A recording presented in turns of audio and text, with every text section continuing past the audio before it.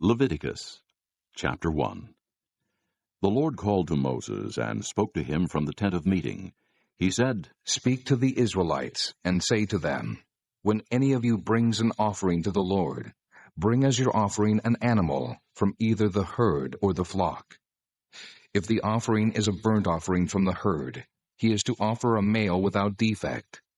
He must present it at the entrance to the tent of meeting, so that it will be acceptable to the Lord. He is to lay his hand on the head of the burnt offering, and it will be accepted on his behalf to make atonement for him. He is to slaughter the young bull before the Lord, and then Aaron's sons, the priests, shall bring the blood and sprinkle it against the altar on all sides at the entrance to the tent of meeting. He is to skin the burnt offering and cut it into pieces. The sons of Aaron the priest are to put fire on the altar and arrange wood on the fire. Then Aaron's sons, the priests, shall arrange the pieces, including the head and the fat, on the burning wood that is on the altar. He is to wash the inner parts and the legs with water, and the priest is to burn all of it on the altar. It is a burnt offering, an offering made by fire, an aroma pleasing to the Lord. If the offering is a burnt offering from the flock, from either the sheep or the goats, he is to offer a male without defect. He is to slaughter it at the north side of the altar before the Lord, and Aaron's sons, the priests, shall sprinkle its blood against the altar on all sides. He is to cut it into pieces, and the priest shall arrange them, including the head and the fat, on the burning wood that is on the altar. He is to wash the inner parts and the legs with water, and the priest is to bring all of it and burn it on the altar. It is a burnt offering, an offering made by fire, an aroma pleasing to the Lord. If the offering to the Lord is a burnt offering of birds, he is to offer a dove or a young pigeon. The priest shall bring it to the altar, wring off the head, and burn it on the altar. Its blood shall be drained out on the side of the altar. He is to remove the crop with its contents, and throw it to the east side of the altar where the ashes are. He shall tear it open by the wings, not severing it completely, and then the priest shall burn it on the wood that is on the fire on the altar. It is a burnt offering, an offering made by fire, an aroma pleasing to the Lord. Chapter 2. When someone brings a grain offering to the Lord, his offering is to be of fine flour. He is to pour oil on it, put incense on it, and take it to Aaron's sons, the priests. The priest shall take a handful of the fine flour and oil, together with all the incense, and burn this as a memorial portion on the altar, an offering made by fire, an aroma pleasing to the Lord. The rest of the grain offering belongs to Aaron and his sons. It is a most holy part of the offerings made to the Lord by fire. If you bring a grain offering baked in an oven, it is to consist of fine flour, cakes made without yeast and mixed with oil, or wafers made without yeast and spread with oil. If your grain offering is prepared on a griddle, it is to be made of fine flour mixed with oil and without yeast. Crumble it and pour oil on it. It is a grain offering. If your grain offering is cooked in a pan, it is to be made of fine flour and oil. Bring the grain offering made of these things to the Lord. Present it to the priest, who shall take it to the altar. He shall take out the memorial portion from the grain offering and burn it on the altar, as an offering made by fire, an aroma pleasing to the Lord. The rest of the grain offering belongs to Aaron and his sons. It is a most holy part of the offerings made to the Lord by fire. Every grain offering you bring to the Lord must be made without yeast, for you are not to burn any yeast or honey in an offering made to the Lord by fire. You may bring them to the Lord as an offering of the first fruits, but they are not to be offered on the altar as a pleasing aroma. Season all your grain offerings with salt. Do not leave the salt of the covenant of your God out of your grain offerings. Add salt to all your offerings. If you bring a grain offering of first fruits to the Lord, offer crushed heads of new grain roasted in the fire. Put oil and incense on it. It is a grain offering. The priest shall burn the memorial portion of the crushed grain and the oil together with all the incense as an offering made to the Lord by fire. Chapter 3. If someone's offering is a fellowship offering, and he offers an animal from the herd, whether male or female, he is to present before the Lord an animal without defect. He is to lay his hand on the head of his offering and slaughter it at the entrance to the tent of meeting. Then Aaron's sons, the priests, shall sprinkle the blood against the altar on all sides. From the fellowship offering he is to bring a sacrifice made to the Lord by fire. All the fat that covers the inner parts or is connected to them, both kidneys with the fat on them near the loins, and the covering of the liver, which he will remove with the kidneys.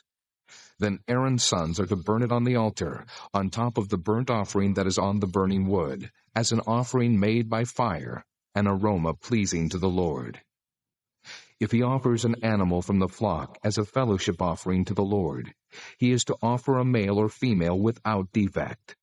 If he offers a lamb, he is to present it before the Lord. He is to lay his hand on the head of his offering and slaughter it in front of the tent of meeting. Then Aaron's son shall sprinkle its blood against the altar on all sides. From the fellowship offering he is to bring a sacrifice made to the Lord by fire. Its fat, the entire fat tail cut off close to the backbone, all the fat that covers the inner parts or is connected to them, both kidneys with the fat on them near the loins, and the covering of the liver, which he will remove with the kidneys. The priest shall burn them on the altar as food, an offering made to the Lord by fire. If his offering is a goat, he is to present it before the Lord. He is to lay his hand on its head and slaughter it in front of the tent of meeting. Then Aaron's son shall sprinkle its blood against the altar on all sides. From what he offers, he is to make this offering to the Lord by fire, all the fat that covers the inner parts or is connected to them, both kidneys with the fat on them near the loins, and the covering of the liver, which he will remove with the kidneys. The priest shall burn them on the altar as food, an offering made by fire, a pleasing aroma. All the fat is the Lord's. This is a lasting ordinance for the generations to come. Wherever you live, you must not eat any fat or any blood. Chapter 4. The Lord said to Moses, Say to the Israelites, when anyone sins unintentionally and does what is forbidden in any of the Lord's commands, if the anointed priest sins, bringing guilt on the people, he must bring to the Lord a young bull without defect as a sin offering for the sin he has committed. He is to present the bull at the entrance to the tent of meeting before the Lord. He is to lay his hand on its head and slaughter it before the Lord. Then the anointed priest shall take some of the bull's blood and carry it into the tent of meeting. He is to dip his finger into the blood and sprinkle some of it 7 times before the Lord, in front of the curtain of the sanctuary. The priest shall then put some of the blood on the horns of the altar of fragrant incense that is before the Lord in the tent of meeting. The rest of the bull's blood he shall pour out at the base of the altar of burnt offering at the entrance to the tent of meeting. He shall remove all the fat from the bull of the sin offering, the fat that covers the inner parts or is connected to them, both kidneys with the fat on them near the loins, and the covering of the liver, which he will remove with the kidneys, just as the fat is removed from the ox sacrificed as a fellowship offering. Then the priest shall burn them on the altar of burnt offering. But the hide of the bull and all its flesh, as well as the head and legs, the inner parts and offal, that is all the rest of the bull, he must take outside the camp to a place ceremonially clean, where the ashes are thrown, and burn it in a wood fire on the ash heap. If the whole Israelite community sins unintentionally and does what is forbidden in any of the Lord's commands, even though the community is unaware of the matter, they are guilty. When they become aware of the sin they committed, the assembly must bring a young bull as a sin offering and present it before the tent of meeting. The elders of the community are to lay their hands on the bull's head before the Lord, and the bull shall be slaughtered before the Lord. Then the anointed priest is to take some of the bull's blood into the tent of meeting. He shall dip his finger into the blood and sprinkle it before the Lord 7 times in front of the curtain. He is to put some of the blood on the horns of the altar that is before the Lord in the tent of meeting. The rest of the blood he shall pour out at the base of the altar of burnt offering at the entrance to the tent of meeting. He shall remove all the fat from it, and burn it on the altar, and do with this bull just as he did with the bull for the sin offering. In this way the priest will make atonement for them, and they will be forgiven. Then he shall take the bull outside the camp, and burn it as he burned the first bull. This is the sin offering for the community. When a leader sins unintentionally, and does what is forbidden in any of the commands of the Lord his God, he is guilty. When he is made aware of the sin he committed, he must bring as his offering a male goat without defect. He is to lay his hand on the goat's head, and slaughter it at the place where the burnt offering is slaughtered before the Lord. It is a sin offering. Then the priest shall take some of the blood of the sin offering with his finger, and put it on the horns of the altar of burnt offering, and pour out the rest of the blood at the base of the altar. He shall burn all the fat on the altar as he burned the fat of the fellowship offering. In this way the priest will make atonement for the man's sin, and he will be forgiven. If a member of the community sins unintentionally and does what is forbidden in any of the Lord's commands, he is guilty. When he is made aware of the sin he committed, he must bring as his offering for the sin he committed a female goat without defect. He is to lay his hand on the head of the sin offering and slaughter it at the place of the burnt offering. Then the priest is to take some of the blood with his finger and put it on the horns of the altar of burnt offering, and pour out the rest of the blood at the base of the altar. He shall remove all the fat, just as the fat is removed from the fellowship offering, and the priest shall burn it on the altar, as an aroma pleasing to the Lord. In this way the priest will make atonement for him, and he will be forgiven. If he brings a lamb as his sin offering, he is to bring a female without defect. He is to lay his hand on its head, and slaughter it for a sin offering at the place where the burnt offering is slaughtered. Then the priest shall take some of the blood of the sin offering with his finger, and put it on the horns of the altar of burnt offering, and pour out the rest of the blood at the base of the altar. He shall remove all the fat, just as the fat is removed from the lamb of the fellowship offering, and the priest shall burn it on the altar on top of the offerings made to the Lord by fire. In this way the priest will make atonement for him for the sin he has committed, and he will be forgiven. Chapter 5. If a person sins because he does not speak up when he hears a public charge to testify regarding something he has seen or learned about, he will be held responsible. Or if a person touches anything ceremonially unclean, whether the carcasses of unclean wild animals, or of unclean livestock, or of unclean creatures that move along the ground, even though he is unaware of it, he has become unclean and is guilty. Or if he touches human uncleanness, anything that would make him unclean, even though he is unaware of it, when he learns of it, he will be guilty. Or if a person thoughtlessly takes an oath to do anything, whether good or evil, in any matter one might carelessly swear about, even though he is unaware of it, in any case when he learns of it, he will be guilty. When anyone is guilty in any of these ways, he must confess in what way he has sinned, and as a penalty for the sin he has committed, he must bring to the Lord a female lamb or goat from the flock as a sin offering, and the priest shall make atonement for him for his sin. If he cannot afford a lamb, he is to bring 2 doves or 2 young pigeons to the Lord as a penalty for his sin, one for a sin offering, and the other for a burnt offering. He is to bring them to the priest, who shall first offer the one for the sin offering. He is to wring its head from its neck, not severing it completely, and is to sprinkle some of the blood of the sin offering against the side of the altar. The rest of the blood must be drained out at the base of the altar. It is a sin offering. The priest shall then offer the other as a burnt offering in the prescribed way, and make atonement for him for the sin he has committed, and he will be forgiven. If, however, he cannot afford 2 doves or 2 young pigeons, he is to bring as an offering for his sin 1/10 of an ephah of fine flour for a sin offering. He must not put oil or incense on it, because it is a sin offering. He is to bring it to the priest, who shall take a handful of it as a memorial portion and burn it on the altar on top of the offerings made to the Lord by fire. It is a sin offering. In this way, the priest will make atonement for him for any of these sins he has committed, and he will be forgiven.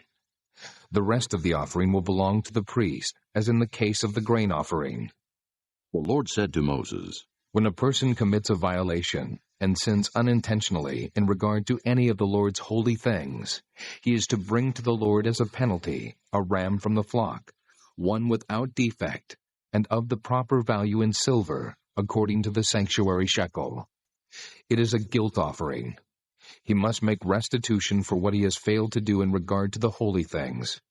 Add a fifth of the value to that, and give it all to the priest, who will make atonement for him with the ram as a guilt offering, and he will be forgiven. If a person sins and does what is forbidden in any of the Lord's commands, even though he does not know it, he is guilty and will be held responsible. He is to bring to the priest as a guilt offering a ram from the flock, one without defect and of the proper value. In this way the priest will make atonement for him for the wrong he has committed unintentionally, and he will be forgiven. It is a guilt offering. He has been guilty of wrongdoing against the Lord. Chapter 6. The Lord said to Moses, If anyone sins and is unfaithful to the Lord by deceiving his neighbor about something entrusted to him, or left in his care, or stolen, or if he cheats him, or if he finds lost property and lies about it, or if he swears falsely, or if he commits any such sin that people may do, when he thus sins and becomes guilty, he must return what he has stolen or taken by extortion, or what was entrusted to him, or the lost property he found, or whatever it was he swore falsely about. He must make restitution in full, add a fifth of the value to it, and give it all to the owner on the day he presents his guilt offering. And as a penalty, he must bring to the priest, that is, to the Lord, his guilt offering, a ram from the flock, one without defect and of the proper value. In this way, the priest will make atonement for him before the Lord, and he will be forgiven for any of these things he did that made him guilty. The Lord said to Moses, Give Aaron and his sons this command. These are the regulations for the burnt offering. The burnt offering is to remain on the altar hearth throughout the night till morning, and the fire must be kept burning on the altar. The priest shall then put on his linen clothes, with linen undergarments next to his body, and shall remove the ashes of the burnt offering that the fire has consumed on the altar, and place them beside the altar. Then he is to take off these clothes, and put on others, and carry the ashes outside the camp to a place that is ceremonially clean. The fire on the altar must be kept burning. It must not go out. Every morning the priest is to add firewood, and arrange the burnt offering on the fire, and burn the fat of the fellowship offerings on it. The fire must be kept burning on the altar continuously. It must not go out. These are the regulations for the grain offering. Aaron's sons are to bring it before the Lord in front of the altar. The priest is to take a handful of fine flour and oil, together with all the incense on the grain offering, and burn the memorial portion on the altar as an aroma pleasing to the Lord. Aaron and his sons shall eat the rest of it, but it is to be eaten without yeast in a holy place. They are to eat it in the courtyard of the tent of meeting. It must not be baked with yeast. I have given it as their share of the offerings made to me by fire. Like the sin offering and the guilt offering, it is most holy. Any male descendant of Aaron may eat it. It is his regular share of the offerings made to the Lord by fire for the generations to come. Whatever touches them will become holy. The Lord also said to Moses, This is the offering Aaron and his sons are to bring to the Lord on the day he is anointed. 1/10 of an ephah of fine flour as a regular grain offering, half of it in the morning, and half in the evening. Prepare it with oil on a griddle. Bring it well mixed, and present the grain offering broken in pieces, as an aroma pleasing to the Lord. The son who is to succeed him as anointed priest shall prepare it. It is the Lord's regular share, and is to be burned completely. Every grain offering of a priest shall be burned completely. It must not be eaten. The Lord said to Moses, Say to Aaron and his sons, These are the regulations for the sin offering. The sin offering is to be slaughtered before the Lord, in the place the burnt offering is slaughtered. It is most holy. The priest who offers it shall eat it. It is to be eaten in a holy place, in the courtyard of the tent of meeting. Whatever touches any of the flesh will become holy. And if any of the blood is spattered on a garment, you must wash it in a holy place. The clay pot the meat is cooked in must be broken. But if it is cooked in a bronze pot, the pot is to be scoured and rinsed with water. Any male in a priest's family may eat it. It is most holy. But any sin offering whose blood is brought into the tent of meeting to make atonement in the holy place must not be eaten. It must be burned. Chapter 7. These are the regulations for the guilt offering, which is most holy. The guilt offering is to be slaughtered in the place where the burnt offering is slaughtered, and its blood is to be sprinkled against the altar on all sides. All its fat shall be offered, the fat tail, and the fat that covers the inner parts, both kidneys, with the fat on them near the loins, and the covering of the liver, which is to be removed with the kidneys. The priest shall burn them on the altar as an offering made to the Lord by fire. It is a guilt offering.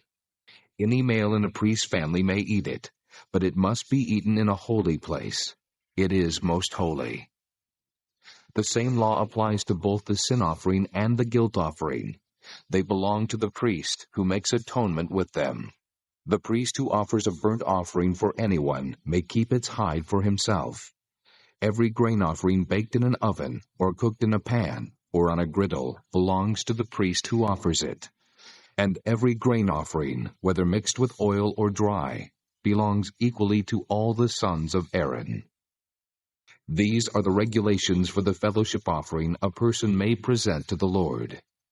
If he offers it as an expression of thankfulness, then along with this thank offering, he is to offer cakes of bread made without yeast and mixed with oil, wafers made without yeast and spread with oil, and cakes of fine flour well kneaded and mixed with oil.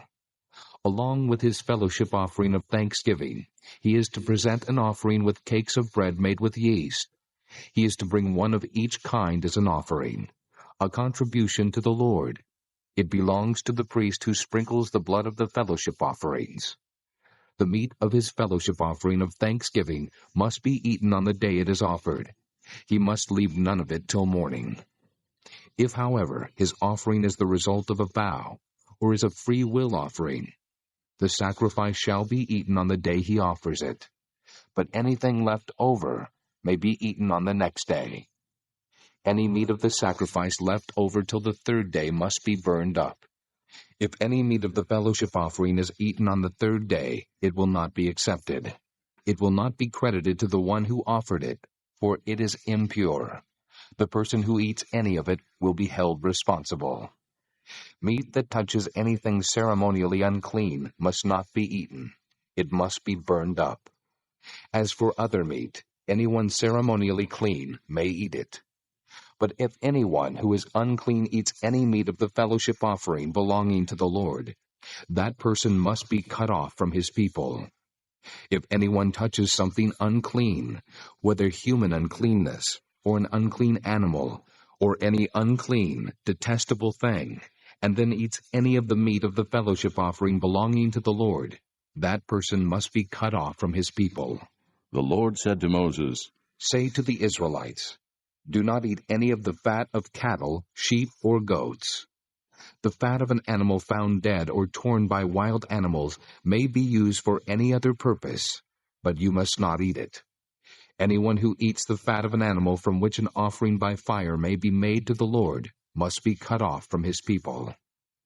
And wherever you live, you must not eat the blood of any bird or animal. If anyone eats blood, that person must be cut off from his people. The Lord said to Moses, Say to the Israelites, Anyone who brings a fellowship offering to the Lord is to bring part of it as his sacrifice to the Lord.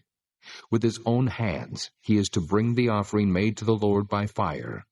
He is to bring the fat, together with the breast, and wave the breast before the Lord as a wave offering. The priest shall burn the fat on the altar, but the breast belongs to Aaron and his sons. you are to give the right thigh of your fellowship offerings to the priest as a contribution. The son of Aaron, who offers the blood and the fat of the fellowship offering, shall have the right thigh as his share. From the fellowship offerings of the Israelites, I have taken the breast that is waved, and the thigh that is presented, and have given them to Aaron the priest and his sons, as their regular share from the Israelites. This is the portion of the offerings made to the Lord by fire that were allotted to Aaron and his sons on the day they were presented to serve the Lord as priests. On the day they were anointed, the Lord commanded that the Israelites give this to them as their regular share for the generations to come. These, then, are the regulations for the burnt offering, the grain offering, the sin offering, the guilt offering, the ordination offering, and the fellowship offering, which the Lord gave Moses on Mount Sinai on the day he commanded the Israelites to bring their offerings to the Lord in the desert of Sinai. Chapter 8. The Lord said to Moses, Bring Aaron and his sons, their garments, the anointing oil, the bull for the sin offering, the 2 rams and the basket containing bread made without yeast, and gather the entire assembly at the entrance to the tent of meeting. Moses did as the Lord commanded him, and the assembly gathered at the entrance to the tent of meeting. Moses said to the assembly, This is what the Lord has commanded to be done. Then Moses brought Aaron and his sons forward and washed them with water. He put the tunic on Aaron, tied the sash around him, clothed him with the robe, and put the ephod on him. He also tied the ephod to him by its skillfully woven waistband, so it was fastened on him. He placed the breastpiece on him and put the Urim and Thummim in the breastpiece. Then he placed the turban on Aaron's head, and set the gold plate, the sacred diadem, on the front of it, as the Lord commanded Moses. Then Moses took the anointing oil and anointed the tabernacle and everything in it, and so consecrated them. He sprinkled some of the oil on the altar 7 times, anointing the altar and all its utensils and the basin with its stand, to consecrate them. He poured some of the anointing oil on Aaron's head, and anointed him to consecrate him. Then he brought Aaron's sons forward, put tunics on them, tied sashes around them, and put headbands on them, as the Lord commanded Moses. He then presented the bull for the sin offering, and Aaron and his sons laid their hands on its head. Moses slaughtered the bull and took some of the blood, and with his finger he put it on all the horns of the altar to purify the altar. He poured out the rest of the blood at the base of the altar. So he consecrated it to make atonement for it. Moses also took all the fat around the inner parts, the covering of the liver and both kidneys and their fat, and burned it on the altar. But the bull with its hide and its flesh and its offal he burned up outside the camp, as the Lord commanded Moses. He then presented the ram for the burnt offering, and Aaron and his sons laid their hands on its head. Then Moses slaughtered the ram, and sprinkled the blood against the altar on all sides. He cut the ram into pieces, and burned the head, the pieces, and the fat. He washed the inner parts and the legs with water, and burned the whole ram on the altar as a burnt offering, a pleasing aroma, an offering made to the Lord by fire, as the Lord commanded Moses. He then presented the other ram, the ram for the ordination, and Aaron and his sons laid their hands on its head. Moses slaughtered the ram and took some of its blood and put it on the lobe of Aaron's right ear, on the thumb of his right hand, and on the big toe of his right foot. Moses also brought Aaron's sons forward, and put some of the blood on the lobes of their right ears, on the thumbs of their right hands, and on the big toes of their right feet. Then he sprinkled blood against the altar on all sides. He took the fat tail, all the fat around the inner parts, the covering of the liver, both kidneys and their fat, and the right thigh. Then from the basket of bread made without yeast, which was before the Lord, he took a cake of bread, and one made with oil, and a wafer. He put these on the fat portions and on the right thigh. He put all these in the hands of Aaron and his sons, and waved them before the Lord as a wave offering. Then Moses took them from their hands, and burned them on the altar on top of the burnt offering as an ordination offering, a pleasing aroma, an offering made to the Lord by fire. He also took the breast, Moses' share of the ordination ram, and waved it before the Lord as a wave offering, as the Lord commanded Moses. Then Moses took some of the anointing oil and some of the blood from the altar, and sprinkled them on Aaron and his garments, and on his sons and their garments. So he consecrated Aaron and his garments, and his sons and their garments. Moses then said to Aaron and his sons, Cook the meat at the entrance to the tent of meeting, and eat it there with the bread from the basket of ordination offerings, as I commanded, saying, Aaron and his sons are to eat it. Then burn up the rest of the meat and the bread.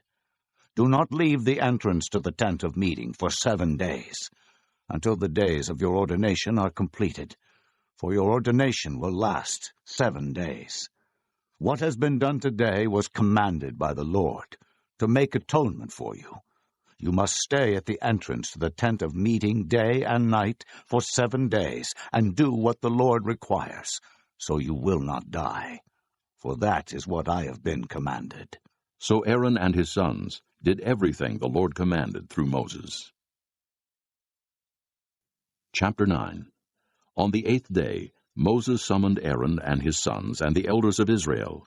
He said to Aaron, Take a bull calf for your sin offering, and a ram for your burnt offering, both without defect, and present them before the Lord.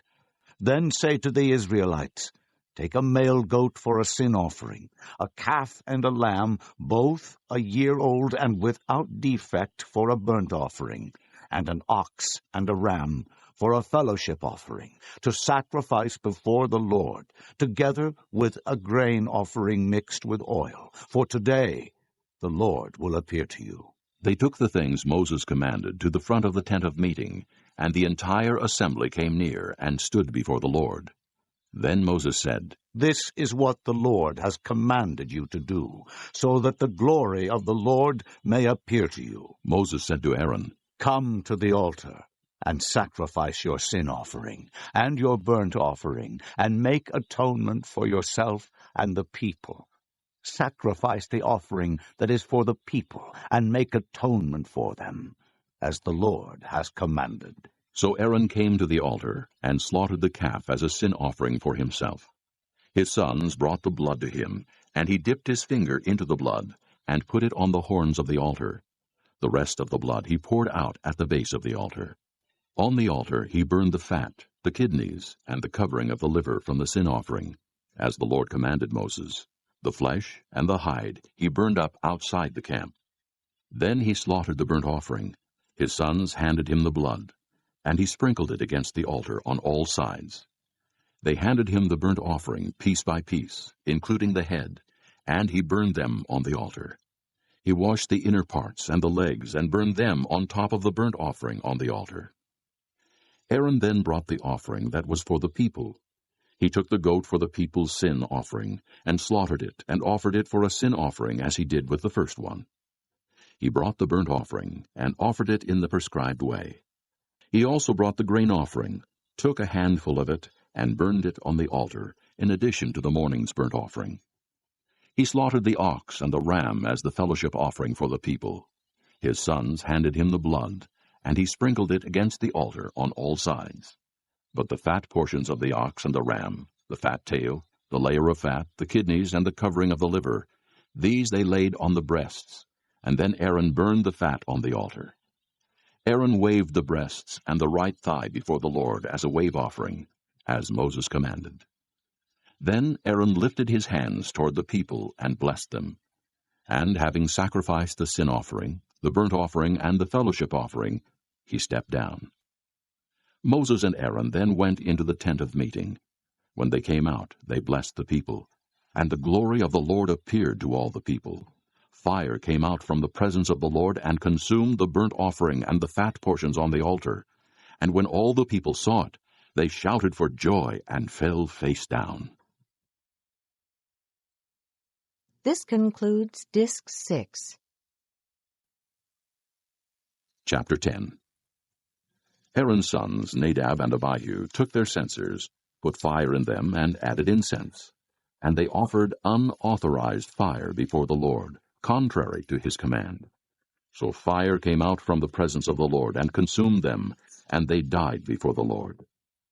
Moses then said to Aaron, This is what the Lord spoke of when he said, "Among those who approach me, I will show myself holy. In the sight of all the people, I will be honored." Aaron remained silent. Moses summoned Mishael and Elzaphan, sons of Aaron's uncle Uzziel, and said to them, "Come here. Carry your cousins outside the camp, away from the front of the sanctuary." So they came and carried them, still in their tunics, outside the camp, as Moses ordered. Then Moses said to Aaron and his sons Eleazar and Ithamar, "Do not let your hair become unkempt, and do not tear your clothes, or you will die, and the Lord will be angry with the whole community. But your relatives, all the house of Israel, may mourn for those the Lord has destroyed by fire. Do not leave the entrance to the tent of meeting, or you will die, because the Lord's anointing oil is on you." So they did as Moses said. Then the Lord said to Aaron, You and your sons are not to drink wine or other fermented drink whenever you go into the tent of meeting, or you will die. This is a lasting ordinance for the generations to come. You must distinguish between the holy and the common, between the unclean and the clean. And you must teach the Israelites all the decrees the Lord has given them through Moses. Moses said to Aaron and his remaining sons, Eleazar and Ithamar, "Take the grain offering left over from the offerings made to the Lord by fire, and eat it, prepared without yeast, beside the altar, for it is most holy. Eat it in a holy place, because it is your share and your son's share of the offerings made to the Lord by fire. For so I have been commanded. But you and your sons and your daughters may eat the breast that was waved and the thigh that was presented. Eat them in a ceremonially clean place. They have been given to you and your children as your share of the Israelites' fellowship offerings. Thigh that was presented and the breast that was waved must be brought with the fat portions of the offerings made by fire, to be waved before the Lord as a wave offering. This will be the regular share for you and your children, as the Lord has commanded." When Moses inquired about the goat of the sin offering, and found that it had been burned up, he was angry with Eleazar and Ithamar, Aaron's remaining sons, and asked, "Why didn't you eat the sin offering in the sanctuary area? It is most holy. It was given to you to take away the guilt of the community by making atonement for them before the Lord. Since its blood was not taken into the holy place, you should have eaten the goat in the sanctuary area, as I commanded." Aaron replied to Moses, Today they sacrificed their sin offering and their burnt offering before the Lord. But such things as this have happened to me. Would the Lord have been pleased if I had eaten the sin offering today? When Moses heard this, he was satisfied. Chapter 11. The Lord said to Moses and Aaron, Say to the Israelites, of all the animals that live on land, these are the ones you may eat. You may eat any animal that has a split hoof, completely divided, and that chews the cud. There are some that only chew the cud, or only have a split hoof, but you must not eat them. The camel, though it chews the cud, does not have a split hoof. It is ceremonially unclean for you. The coney, though it chews the cud, does not have a split hoof. It is unclean for you. The rabbit, though it chews the cud, does not have a split hoof. It is unclean for you. And the pig, though it has a split hoof completely divided, does not chew the cud. It is unclean for you. You must not eat their meat, or touch their carcasses. They are unclean for you. Of all the creatures living in the water of the seas and the streams, you may eat any that have fins and scales. But all creatures in the seas or streams that do not have fins and scales, whether among all the swarming things, or among all the other living creatures in the water, you are to detest. And since you are to detest them, you must not eat their meat, and you must detest their carcasses. Anything living in the water that does not have fins and scales is to be detestable to you. These are the birds you are to detest, and not eat, because they are detestable: the eagle, the vulture, the black vulture, the red kite, any kind of black kite, any kind of raven, the horned owl, the screech owl, the gull, any kind of hawk, the little owl, the cormorant, the great owl, the white owl, the desert owl, the osprey, the stork, any kind of heron, the hoopoe, and the bat. All flying insects that walk on all fours are to be detestable to you. There are, however, some winged creatures that walk on all fours that you may eat, those that have jointed legs for hopping on the ground. Of these you may eat any kind of locust, katydid, cricket, or grasshopper. But all other winged creatures that have 4 legs you are to detest. You will make yourselves unclean by these. Whoever touches their carcasses will be unclean till evening. Whoever picks up one of their carcasses must wash his clothes, and he will be unclean till evening. Every animal that has a split hoof, not completely divided, or that does not chew the cud, is unclean for you. Whoever touches the carcass of any of them will be unclean. Of all the animals that walk on all fours, those that walk on their paws are unclean for you. Whoever touches their carcasses will be unclean till evening. Anyone who picks up their carcasses must wash his clothes, and he will be unclean till evening. They are unclean for you. Of the animals that move about on the ground, these are unclean for you: the weasel, the rat, any kind of great lizard, the gecko, the monitor lizard, the wall lizard, the skink, and the chameleon. Of all those that move along the ground, these are unclean for you. Whoever touches them when they are dead will be unclean till evening. When one of them dies and falls on something, that article, whatever its use, will be unclean, whether it is made of wood, cloth, hide, or sackcloth. Put it in water, it will be unclean till evening, and then it will be clean. If one of them falls into a clay pot, everything in it will be unclean, and you must break the pot. Any food that could be eaten, but has water on it from such a pot, is unclean, and any liquid that could be drunk from it is unclean. Anything that one of their carcasses falls on becomes unclean. An oven or cooking pot must be broken up. They are unclean, and you are to regard them as unclean. A spring, however, or a cistern for collecting water remains clean, but anyone who touches one of these carcasses is unclean. If a carcass falls on any seeds that are to be planted, they remain clean. But if water has been put on the seed, and a carcass falls on it, it is unclean for you. If an animal that you are allowed to eat dies, anyone who touches the carcass will be unclean till evening. Anyone who eats some of the carcass must wash his clothes, and he will be unclean till evening. Anyone who picks up the carcass must wash his clothes, and he will be unclean till evening. Every creature that moves about on the ground is detestable. It is not to be eaten. You are not to eat any creature that moves about on the ground, whether it moves on its belly or walks on all fours or on many feet. It is detestable. Do not defile yourselves by any of these creatures. Do not make yourselves unclean by means of them, or be made unclean by them. I am the Lord your God. Consecrate yourselves and be holy, because I am holy.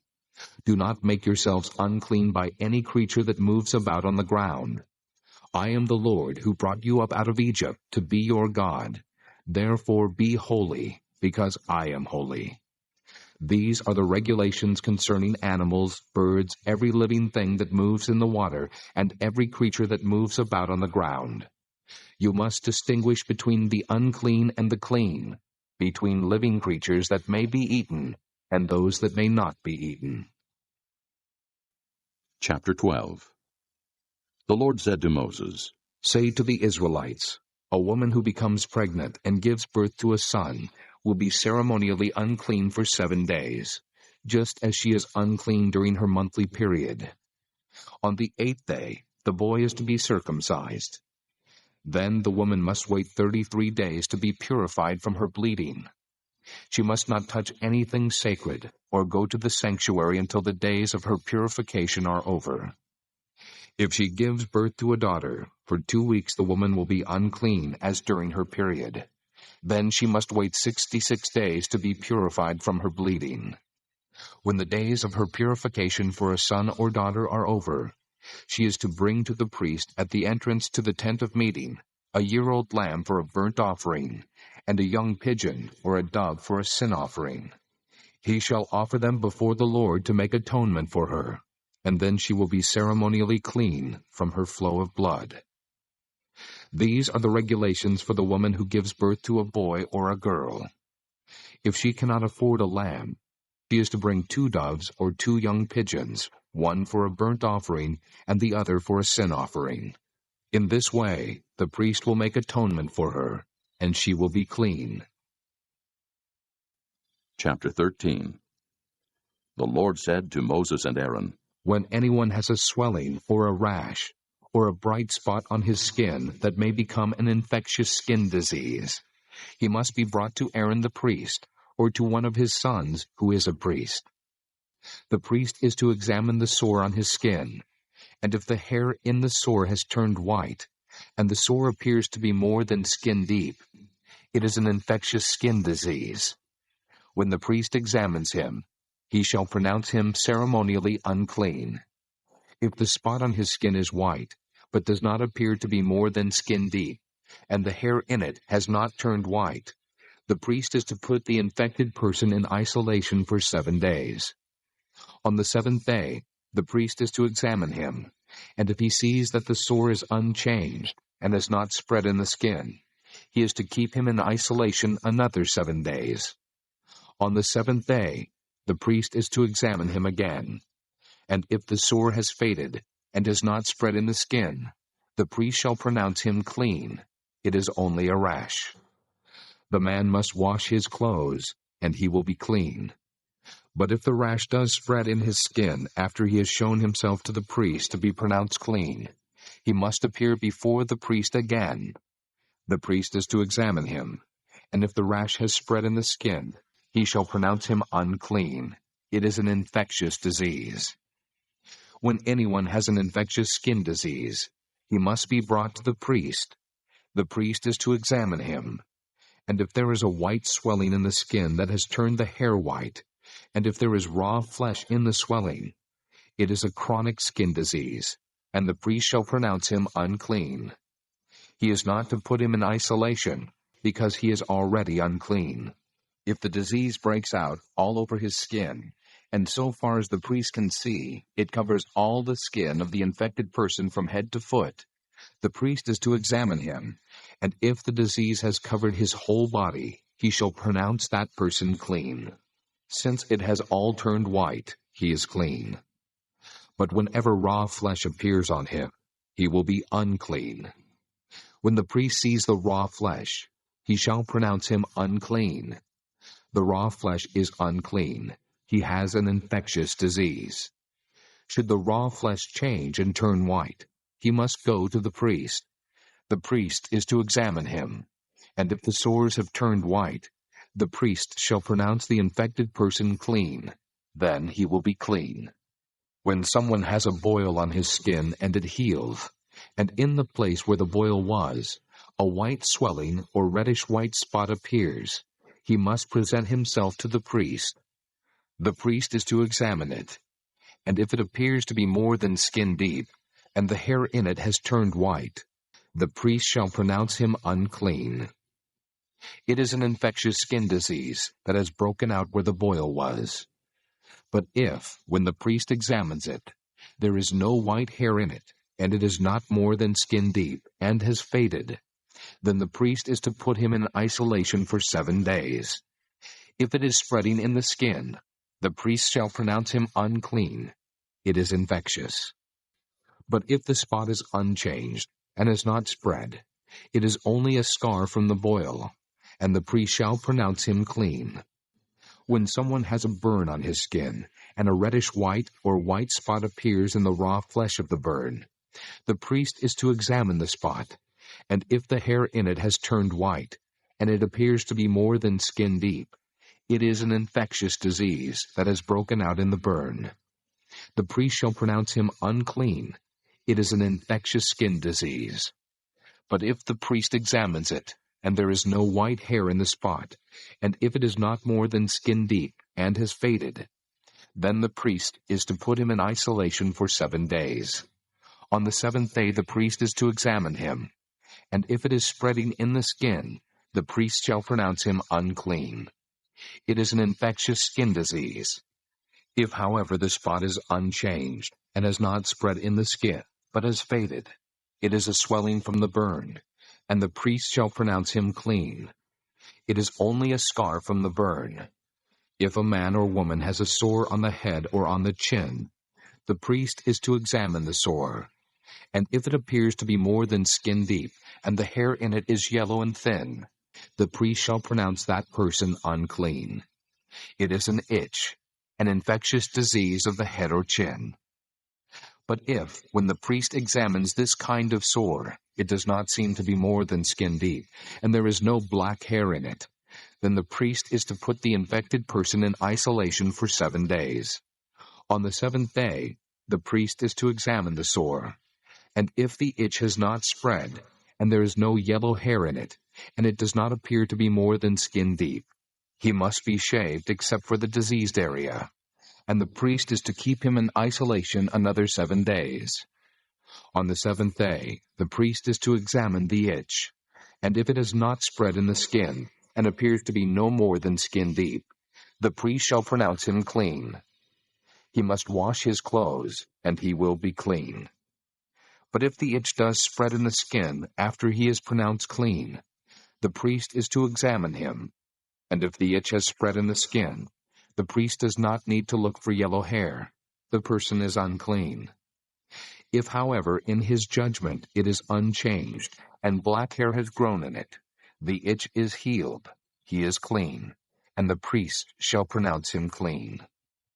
When a man or woman has white spots on the skin, the priest is to examine them, and if the spots are dull white, it is a harmless rash that is broken out on the skin.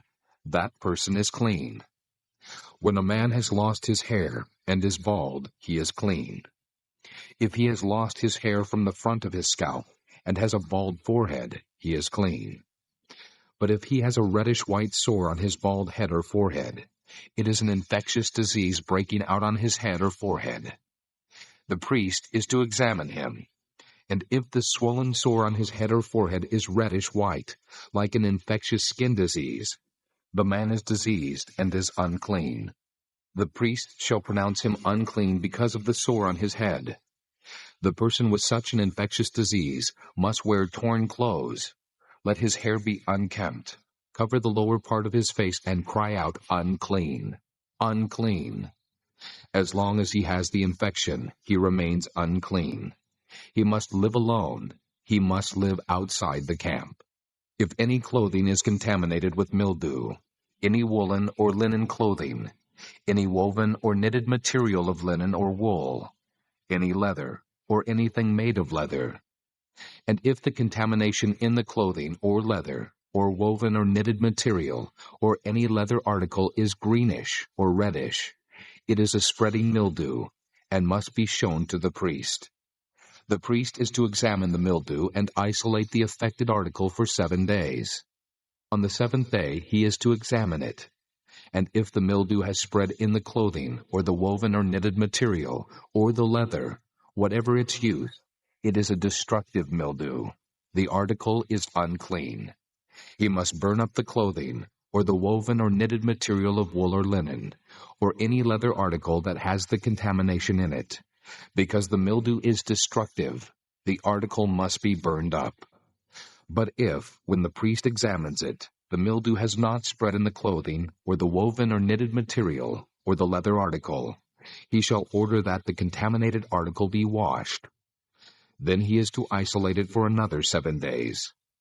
After the affected article has been washed, the priest is to examine it, and if the mildew has not changed its appearance, even though it has not spread, it is unclean. Burn it with fire, whether the mildew has affected one side or the other. If, when the priest examines it, the mildew has faded after the article has been washed, he is to tear the contaminated part out of the clothing, or the leather, or the woven or knitted material. But if it reappears in the clothing, or in the woven or knitted material, or in the leather article, it is spreading, and whatever has the mildew must be burned with fire. The clothing, or the woven or knitted material, or any leather article that has been washed and is rid of the mildew, must be washed again, and it will be clean. These are the regulations concerning contamination by mildew in woolen or linen clothing, woven or knitted material, or any leather article, for pronouncing them clean or unclean. Chapter 14. The Lord said to Moses, These are the regulations for the diseased person at the time of his ceremonial cleansing when he is brought to the priest. The priest is to go outside the camp and examine him. If the person has been healed of his infectious skin disease, the priest shall order that 2 live clean birds and some cedar wood, scarlet yarn and hyssop, be brought for the one to be cleansed. Then the priest shall order that one of the birds be killed over fresh water in a clay pot. He is then to take the live bird and dip it, together with the cedar wood, the scarlet yarn, and the hyssop, into the blood of the bird that was killed over the fresh water. 7 times he shall sprinkle the one to be cleansed of the infectious disease, and pronounce him clean. Then he is to release the live bird in the open fields. The person to be cleansed must wash his clothes, shave off all his hair, and bathe with water. Then he will be ceremonially clean. After this, he may come into the camp, but he must stay outside his tent for 7 days. On the 7th day, he must shave off all his hair. He must shave his head, his beard, his eyebrows, and the rest of his hair. He must wash his clothes and bathe himself with water, and he will be clean. On the 8th day, he must bring 2 male lambs and 1 ewe lamb, a year old, each without defect, along with 3/10 of an ephah of fine flour mixed with oil for a grain offering, and 1 log of oil. The priest who pronounces him clean shall present both the one to be cleansed and his offerings before the Lord at the entrance to the tent of meeting. Then the priest is to take one of the male lambs and offer it as a guilt offering, along with the log of oil. He shall wave them before the Lord as a wave offering. He is to slaughter the lamb in the holy place, where the sin offering and the burnt offering are slaughtered.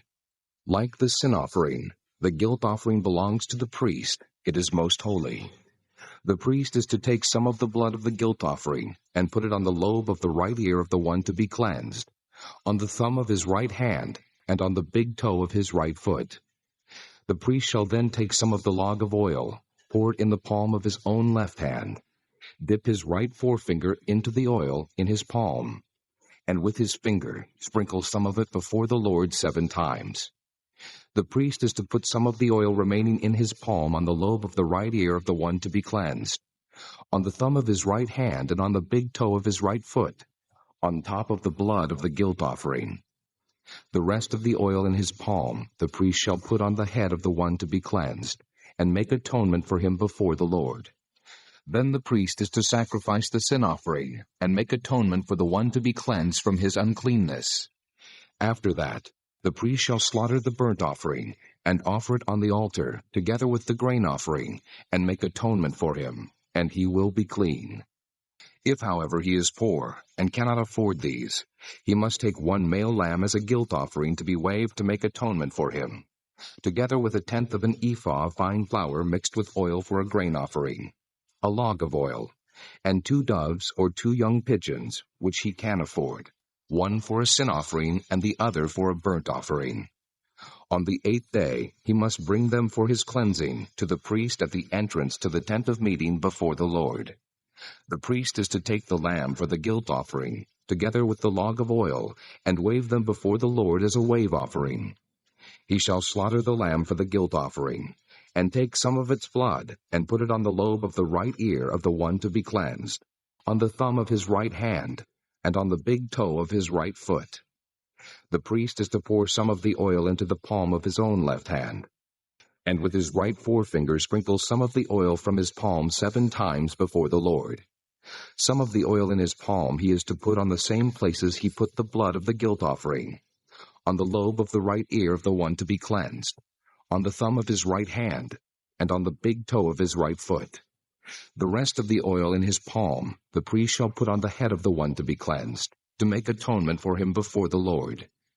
Then he shall sacrifice the doves or the young pigeons, which the person can afford, one as a sin offering, and the other as a burnt offering, together with the grain offering. In this way the priest will make atonement before the Lord on behalf of the one to be cleansed. These are the regulations for anyone who has an infectious skin disease and who cannot afford the regular offerings for his cleansing. The Lord said to Moses and Aaron, When you enter the land of Canaan, which I am giving you as your possession, and I put a spreading mildew in a house in that land, the owner of the house must go and tell the priest, I have seen something that looks like mildew in my house. The priest is to order the house to be emptied before he goes in to examine the mildew, so that nothing in the house will be pronounced unclean. After this, the priest is to go in and inspect the house. He is to examine the mildew on the walls, and if it has greenish or reddish depressions that appear to be deeper than the surface of the wall, the priest shall go out the doorway of the house and close it up for 7 days. On the 7th day, the priest shall return to inspect the house. If the mildew has spread on the walls, he is to order that the contaminated stones be torn out and thrown into an unclean place outside the town. He must have all the inside walls of the house scraped, and the material that is scraped off dumped into an unclean place outside the town. Then they are to take other stones to replace these, and take new clay and plaster the house. If the mildew reappears in the house after the stones have been torn out, and the house scraped and plastered, the priest is to go and examine it, and if the mildew has spread in the house, it is a destructive mildew. The house is unclean. It must be torn down, its stones, timbers, and all the plaster, and taken out of the town to an unclean place.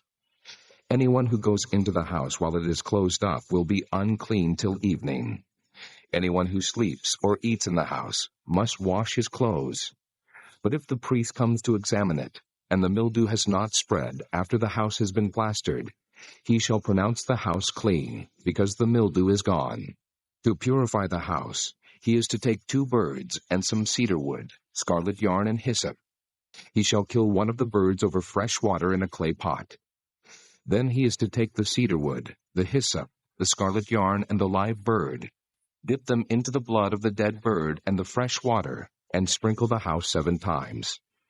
He shall purify the house with the bird's blood, the fresh water, the live bird, the cedar wood, the hyssop, and the scarlet yarn. Then he is to release the live bird in the open fields outside the town. In this way he will make atonement for the house, and it will be clean. These are the regulations for any infectious skin disease, for an itch, for mildew in clothing, or in a house, and for a swelling, a rash, or a bright spot, to determine when something is clean or unclean. These are the regulations for infectious skin diseases and mildew. Chapter 15. The Lord said to Moses and Aaron, Speak to the Israelites and say to them, When any man has a bodily discharge, the discharge is unclean. Whether it continues flowing from his body or is blocked, it will make him unclean. This is how his discharge will bring about uncleanness. Any bed the man with a discharge lies on will be unclean, and anything he sits on will be unclean. Anyone who touches his bed must wash his clothes and bathe with water, and he will be unclean till evening. Whoever sits on anything that the man with the discharge sat on must wash his clothes and bathe with water, and he will be unclean till evening. Whoever touches the man who has a discharge must wash his clothes and bathe with water, and he will be unclean till evening. If the man with the discharge spits on someone who is clean, that person must wash his clothes and bathe with water, and he will be unclean till evening. Everything the man sits on when riding will be unclean, and whoever touches any of the things that were under him will be unclean till evening. Whoever picks up those things must wash his clothes and bathe with water, and he will be unclean till evening. Anyone the man with a discharge touches without rinsing his hands with water must wash his clothes and bathe with water, and he will be unclean till evening. A clay pot that the man touches must be broken, and any wooden article is to be rinsed with water. When a man is cleansed from his discharge, he is to count off 7 days for his ceremonial cleansing. He must wash his clothes and bathe himself with fresh water, and he will be clean. On the 8th day he must take 2 doves or 2 young pigeons and come before the Lord to the entrance to the tent of meeting and give them to the priest. The priest is to sacrifice them, the one for a sin offering and the other for a burnt offering. In this way he will make atonement before the Lord for the man because of his discharge. When a man has an emission of semen, he must bathe his whole body with water, and he will be unclean till evening. Any clothing or leather that has semen on it must be washed with water, and it will be unclean till evening. When a man lies with a woman, and there is an emission of semen, both must bathe with water, and they will be unclean till evening. When a woman has her regular flow of blood, the impurity of her monthly period will last 7 days, and anyone who touches her will be unclean till evening. Anything she lies on during her period will be unclean, and anything she sits on will be unclean. Whoever touches her bed must wash his clothes and bathe with water, and he will be unclean till evening. Whoever touches anything she sits on must wash his clothes and bathe with water, and he will be unclean till evening. Whether it is the bed or anything she was sitting on, when anyone touches it, he will be unclean till evening. If a man lies with her, and her monthly flow touches him, he will be unclean for 7 days. Any bed he lies on will be unclean. When a woman has a discharge of blood for many days at a time other than her monthly period, or has a discharge that continues beyond her period, she will be unclean as long as she has the discharge, just as in the days of her period. Any bed she lies on while her discharge continues will be unclean, as is her bed during her monthly period, and anything she sits on will be unclean, as during her period. Whoever touches them will be unclean. He must wash his clothes and bathe with water, and he will be unclean till evening. When she is cleansed from her discharge, she must count off 7 days, and after that she will be ceremonially clean. On the 8th day she must take 2 doves or 2 young pigeons and bring them to the priest at the entrance to the tent of meeting. The priest is to sacrifice one for a sin offering and the other for a burnt offering. In this way he will make atonement for her before the Lord for the uncleanness of her discharge.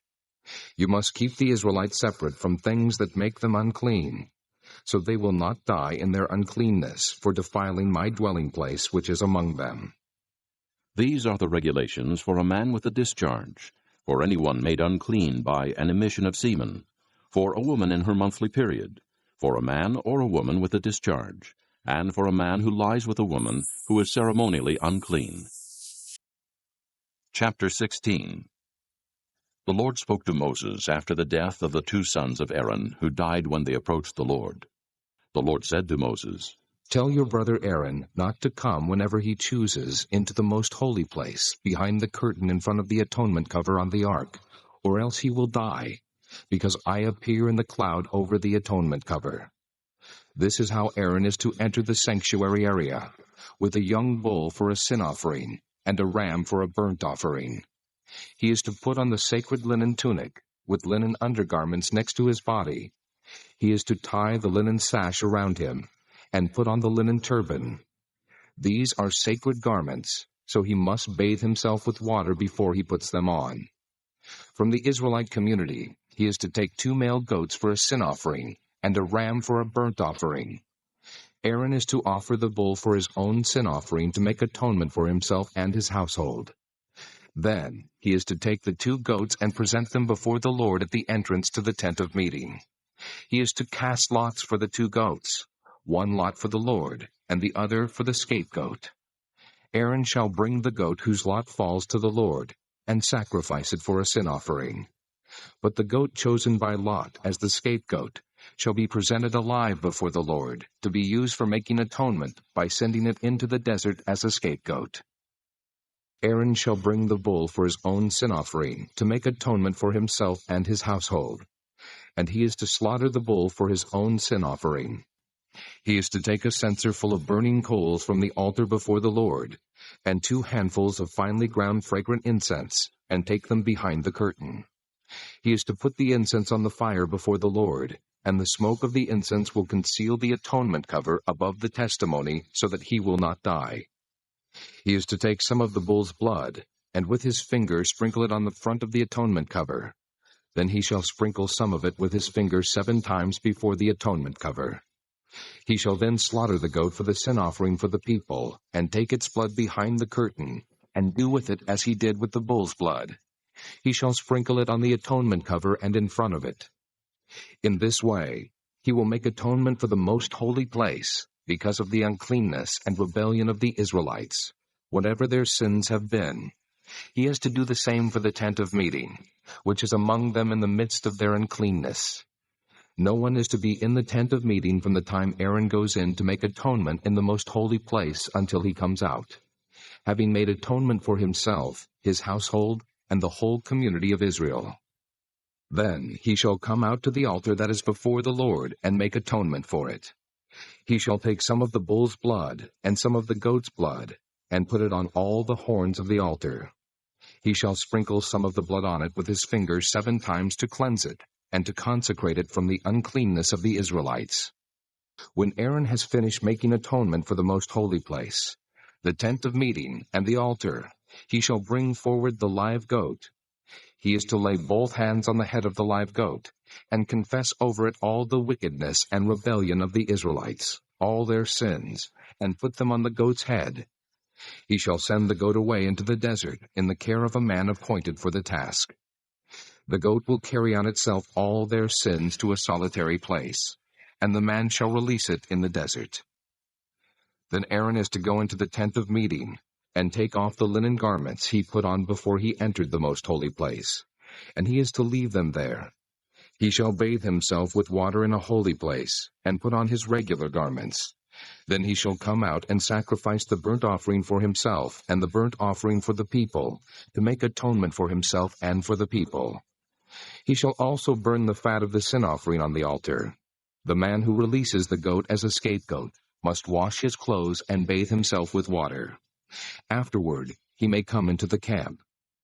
The bull and the goat for the sin offerings, whose blood was brought into the most holy place to make atonement, must be taken outside the camp.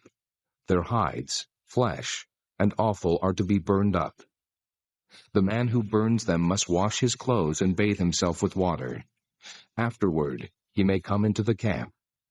This is to be a lasting ordinance for you. On the 10th day of the 7th month, you must deny yourselves and not do any work, whether native-born or an alien living among you, because on this day atonement will be made for you, to cleanse you. Then, before the Lord, you will be clean from all your sins. It is a Sabbath of rest, and you must deny yourselves. It is a lasting ordinance.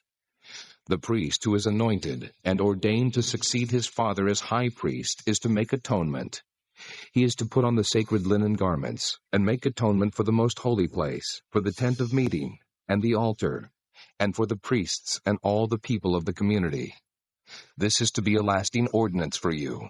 Atonement is to be made once a year for all the sins of the Israelites. And it was done, as the Lord commanded Moses. Chapter 17.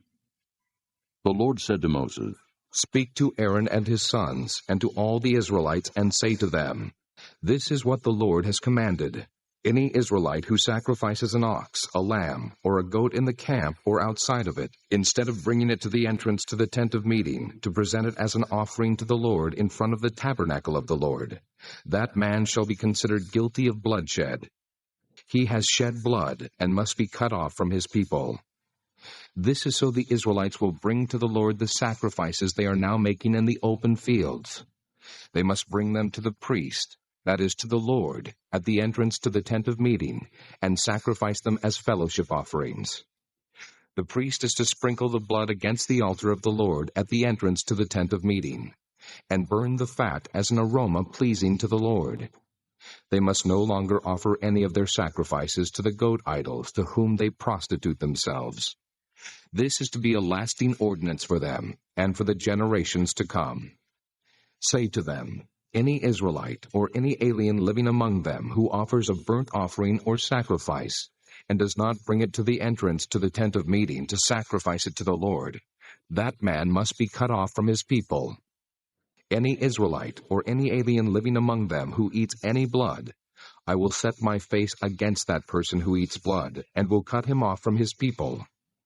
For the life of a creature is in the blood, and I have given it to you to make atonement for yourselves on the altar. It is the blood that makes atonement for one's life. Therefore I say to the Israelites, none of you may eat blood, nor may an alien living among you eat blood. Any Israelite or any alien living among you who hunts any animal or bird that may be eaten must strain out the blood and cover it with earth, because the life of every creature is its blood. That is why I have said to the Israelites, you must not eat the blood of any creature, because the life of every creature is its blood. Anyone who eats it must be cut off. Anyone, whether native-born or alien, who eats anything found dead or torn by wild animals, must wash his clothes and bathe with water, and he will be ceremonially unclean till evening. Then he will be clean. But if he does not wash his clothes and bathe himself, he will be held responsible. Chapter 18. The Lord said to Moses, Speak to the Israelites and say to them, I am the Lord your God. You must not do as they do in Egypt, where you used to live. And you must not do as they do in the land of Canaan, where I am bringing you. Do not follow their practices. You must obey my laws and be careful to follow my decrees. I am the Lord your God. Keep my decrees and laws, for the man who obeys them will live by them. I am the Lord. No one is to approach any close relative to have sexual relations. I am the Lord. Do not dishonor your father by having sexual relations with your mother. She is your mother. Do not have relations with her. Do not have sexual relations with your father's wife. That would dishonor your father. Do not have sexual relations with your sister, either your father's daughter or your mother's daughter, whether she was born in the same home or elsewhere. Do not have sexual relations with your son's daughter or your daughter's daughter. That would dishonor you. Do not have sexual relations with the daughter of your father's wife, born to your father. She is your sister. Do not have sexual relations with your father's sister. She is your father's close relative. Do not have sexual relations with your mother's sister, because she is your mother's close relative. Do not dishonor your father's brother by approaching his wife to have sexual relations. She is your aunt. Do not have sexual relations with your daughter-in-law. She is your son's wife. Do not have relations with her. Do not have sexual relations with your brother's wife. That would dishonor your brother. Do not have sexual relations with both a woman and her daughter. Do not have sexual relations with either her son's daughter or her daughter's daughter. They are her close relatives. That is wickedness. Do not take your wife's sister as a rival wife and have sexual relations with her while your wife is living. Do not approach a woman to have sexual relations during the uncleanness of her monthly period. Do not have sexual relations with your neighbor's wife and defile yourself with her. Do not give any of your children to be sacrificed to Molech, for you must not profane the name of your God. I am the Lord. Do not lie with a man as one lies with a woman. That is detestable. Do not have sexual relations with an animal and defile yourself with it. A woman must not present herself to an animal to have sexual relations with it. That is a perversion. Do not defile yourselves in any of these ways, because this is how the nations that I am going to drive out before you became defiled. Even the land was defiled, so I punished it for its sin, and the land vomited out its inhabitants. But you must keep my decrees and my laws. The native-born and the aliens living among you must not do any of these detestable things, for all these things were done by the people who lived in the land before you, and the land became defiled. And if you defile the land, it will vomit you out as it vomited out the nations that were before you. Everyone who does any of these detestable things, such persons must be cut off from their people. Keep my requirements, and do not follow any of the detestable customs that were practiced before you came, and do not defile yourselves with them. I am the Lord your God. Chapter 19. The Lord said to Moses, Speak to the entire assembly of Israel, and say to them, Be holy, because I, the Lord your God, am holy. Each of you must respect his mother and father, and you must observe my Sabbaths. I am the Lord your God. Do not turn to idols, or make gods of cast metal for yourselves. I am the Lord your God. When you sacrifice a fellowship offering to the Lord, sacrifice it in such a way that it will be accepted on your behalf. It shall be eaten on the day you sacrifice it, or on the next day. Anything left over until the third day must be burned up. If any of it is eaten on the third day, it is impure and will not be accepted. Whoever eats it will be held responsible because he has desecrated what is holy to the Lord. That person must be cut off from his people.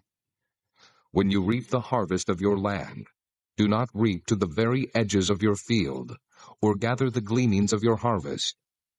Do not go over your vineyard a second time, or pick up the grapes that have fallen. Leave them for the poor and the alien. I am the Lord your God. Do not steal. Do not lie. Do not deceive one another. Do not swear falsely by my name, and so profane the name of your God. I am the Lord. Do not defraud your neighbor or rob him. Do not hold back the wages of a hired man overnight. Do not curse the deaf, or put a stumbling block in front of the blind, but fear your God. I am the Lord. Do not pervert justice. Do not show partiality to the poor, or favoritism to the great, but judge your neighbor fairly. Do not go about spreading slander among your people. Do not do anything that endangers your neighbor's life. I am the Lord. Do not hate your brother in your heart. Rebuke your neighbor frankly, so you will not share in his guilt. Do not seek revenge or bear a grudge against one of your people, but love your neighbor as yourself. I am the Lord. Keep my decrees. Do not mate different kinds of animals. Do not plant your field with two kinds of seed. Do not wear clothing woven of two kinds of material. If a man sleeps with a woman who is a slave girl promised to another man, but who has not been ransomed or given her freedom, there must be due punishment. Yet they are not to be put to death, because she had not been freed. The man, however, must bring a ram to the entrance to the tent of meeting for a guilt offering to the Lord. With the ram of the guilt offering, the priest is to make atonement for him before the Lord for the sin he has committed, and his sin will be forgiven. When you enter the land and plant any kind of fruit tree, regard its fruit as forbidden. For 3 years you are to consider it forbidden. It must not be eaten. In the 4th year all its fruit will be holy, an offering of praise to the Lord. But in the 5th year you may eat its fruit. In this way your harvest will be increased. I am the Lord your God. Do not eat any meat with the blood still in it. Do not practice divination or sorcery. Do not cut the hair at the sides of your head, or clip off the edges of your beard. Do not cut your bodies for the dead, or put tattoo marks on yourselves. I am the Lord. Do not degrade your daughter by making her a prostitute, or the land will turn to prostitution and be filled with wickedness. Observe my Sabbaths, and have reverence for my sanctuary. I am the Lord. Do not turn to mediums or seek out spiritists, for you will be defiled by them. I am the Lord your God. Rise in the presence of the aged. Show respect for the elderly and revere your God. I am the Lord. When an alien lives with you in your land, do not mistreat him. The alien living with you must be treated as one of your native born. Love him as yourself, for you were aliens in Egypt. I am the Lord your God. Do not use dishonest standards when measuring length, weight, or quantity. Use honest scales and honest weights, an honest ephah, and an honest hin. I am the Lord your God, who brought you out of Egypt. Keep all my decrees and all my laws, and follow them. I am the Lord. Chapter 20. The Lord said to Moses, Say to the Israelites, any Israelite or any alien living in Israel who gives any of his children to Molech must be put to death. The people of the community are to stone him. I will set my face against that man, and I will cut him off from his people. For by giving his children to Molech, he has defiled my sanctuary and profaned my holy name. If the people of the community close their eyes when that man gives one of his children to Molech, and they fail to put him to death, I will set my face against that man and his family, and will cut off from their people both him and all who follow him in prostituting themselves to Molech. I will set my face against the person who turns to mediums and spiritists to prostitute himself by following them, and I will cut him off from his people. Consecrate yourselves and be holy, because I am the Lord your God. Keep my decrees and follow them. I am the Lord who makes you holy. If anyone curses his father or mother, he must be put to death. He has cursed his father or his mother, and his blood will be on his own head. If a man commits adultery with another man's wife, with the wife of his neighbor, both the adulterer and the adulteress must be put to death. If a man sleeps with his father's wife, he has dishonored his father. Both the man and the woman must be put to death. Their blood will be on their own heads. If a man sleeps with his daughter-in-law, both of them must be put to death. What they have done is a perversion. Their blood will be on their own heads. If a man lies with a man, as one lies with a woman, both of them have done what is detestable. They must be put to death. Their blood will be on their own heads. If a man marries both a woman and her mother, it is wicked. Both he and they must be burned in the fire, so that no wickedness will be among you. If a man has sexual relations with an animal, he must be put to death, and you must kill the animal. If a woman approaches an animal to have sexual relations with it, kill both the woman and the animal. They must be put to death. Their blood will be on their own heads. If a man marries his sister, the daughter of either his father or his mother, and they have sexual relations, it is a disgrace. They must be cut off before the eyes of their people. He has dishonored his sister, and will be held responsible. If a man lies with a woman during her monthly period, and has sexual relations with her, he has exposed the source of her flow, and she has also uncovered it. Both of them must be cut off from their people. Do not have sexual relations with the sister of either your mother or your father, for that would dishonor a close relative. Both of you would be held responsible. If a man sleeps with his aunt, he has dishonored his uncle. They will be held responsible. They will die childless. If a man marries his brother's wife, it is an act of impurity. He has dishonored his brother. They will be childless. Keep all my decrees and laws and follow them, so that the land where I am bringing you to live may not vomit you out.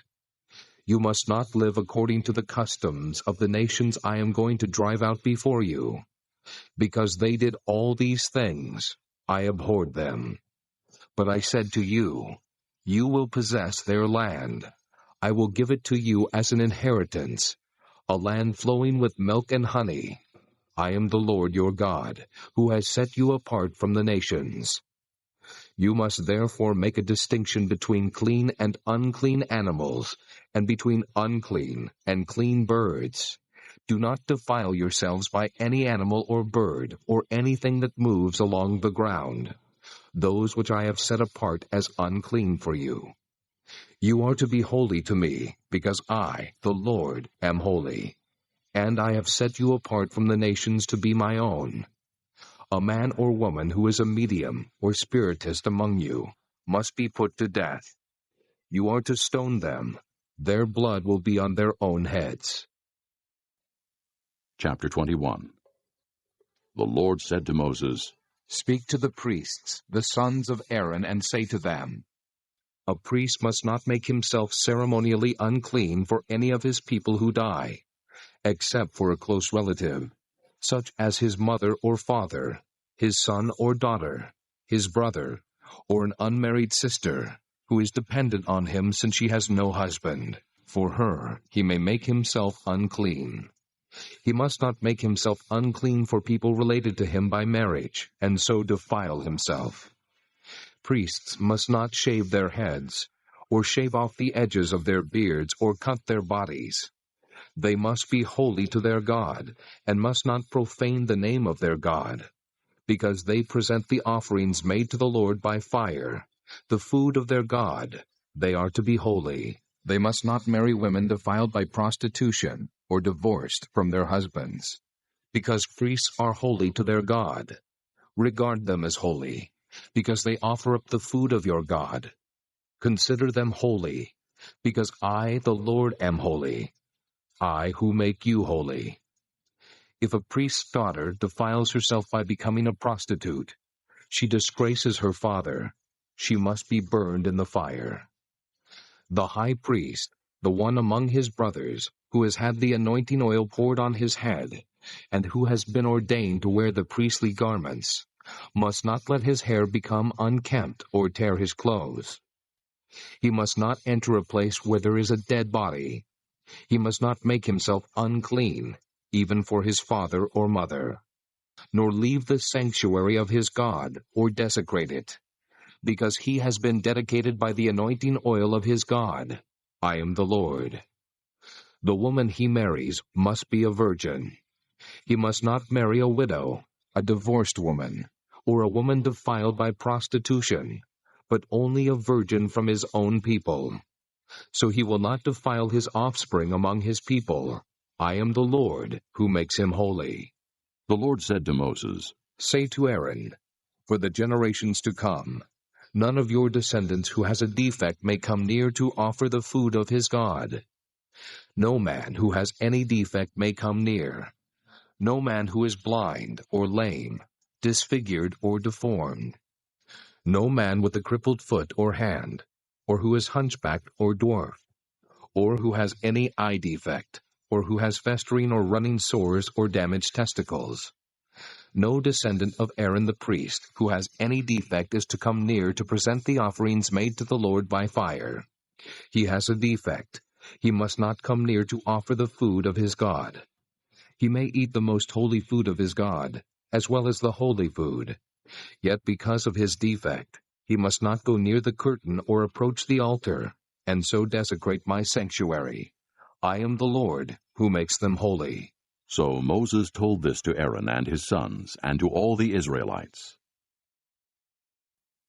Chapter 22. The Lord said to Moses, Tell Aaron and his sons to treat with respect the sacred offerings the Israelites consecrate to me, so they will not profane my holy name. I am the Lord. Say to them, for the generations to come, if any of your descendants is ceremonially unclean, and yet comes near the sacred offerings that the Israelites consecrate to the Lord, that person must be cut off from my presence. I am the Lord. If a descendant of Aaron has an infectious skin disease or a bodily discharge, he may not eat the sacred offerings until he is cleansed.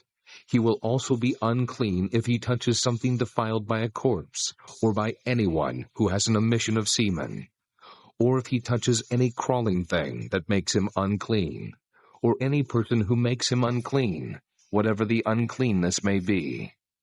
The one who touches any such thing will be unclean till evening. He must not eat any of the sacred offerings, unless he has bathed himself with water. When the sun goes down, he will be clean, and after that he may eat the sacred offerings, for they are his food. He must not eat anything found dead or torn by wild animals, and so become unclean through it. I am the Lord. The priests are to keep my requirements so that they do not become guilty and die for treating them with contempt. I am the Lord who makes them holy. No one outside a priest's family may eat the sacred offering, nor may the guest of a priest or his hired worker eat it. But if a priest buys a slave with money, or if a slave is born in his household, that slave may eat his food. If a priest's daughter marries anyone other than a priest, she may not eat any of the sacred contributions.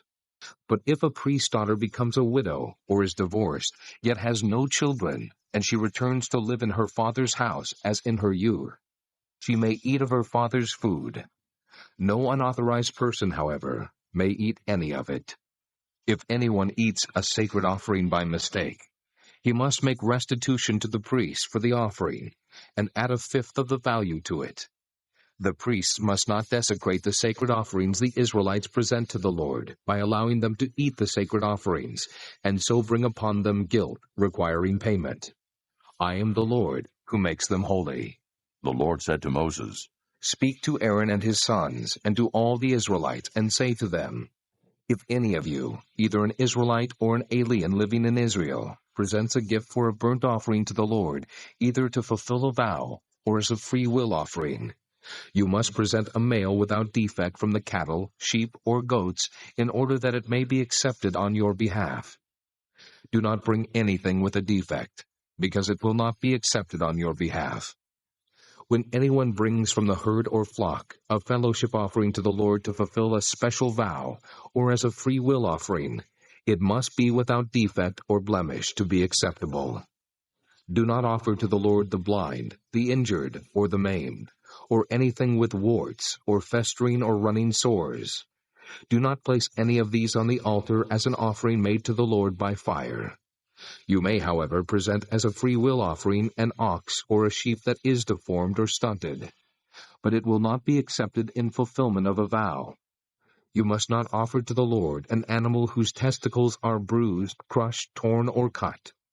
You must not do this in your own land, and you must not accept such animals from the hand of a foreigner and offer them as the food of your God. They will not be accepted on your behalf, because they are deformed and have defects.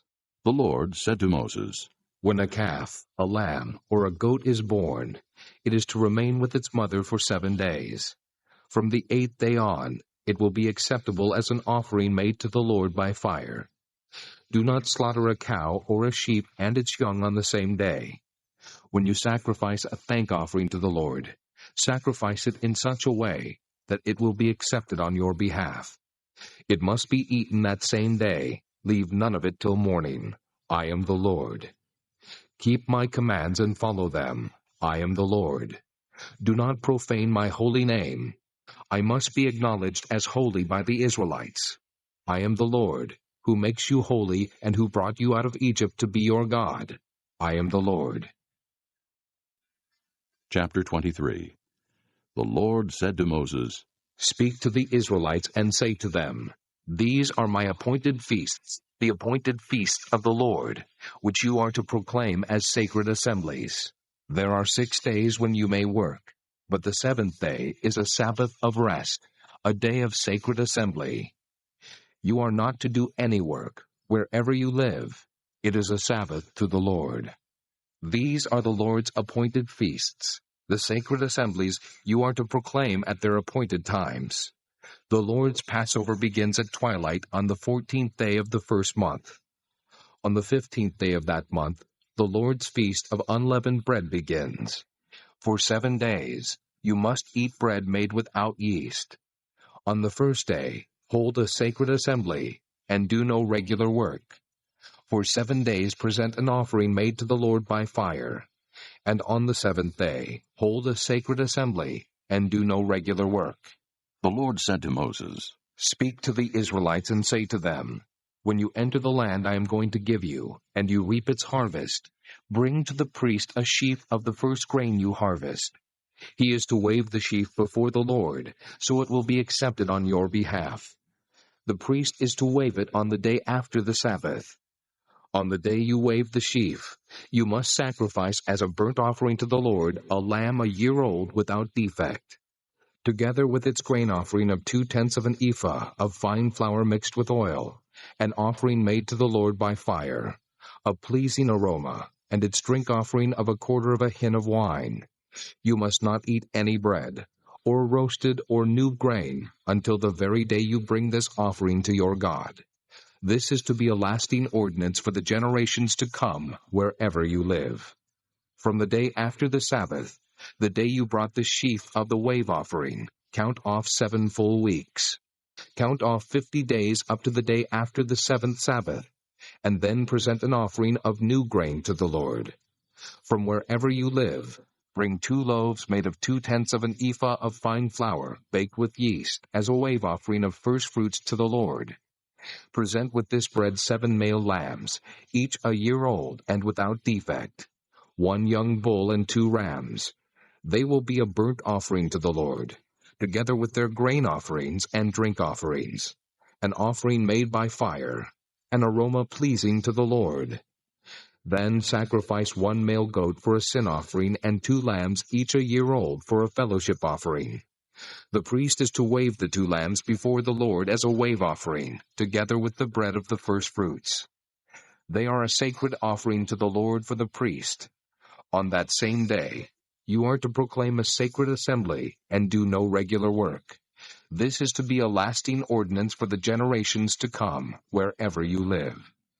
When you reap the harvest of your land, do not reap to the very edges of your field or gather the gleanings of your harvest. Leave them for the poor and the alien. I am the Lord your God. The Lord said to Moses, Say to the Israelites, on the first day of the 7th month, you are to have a day of rest, a sacred assembly commemorated with trumpet blasts.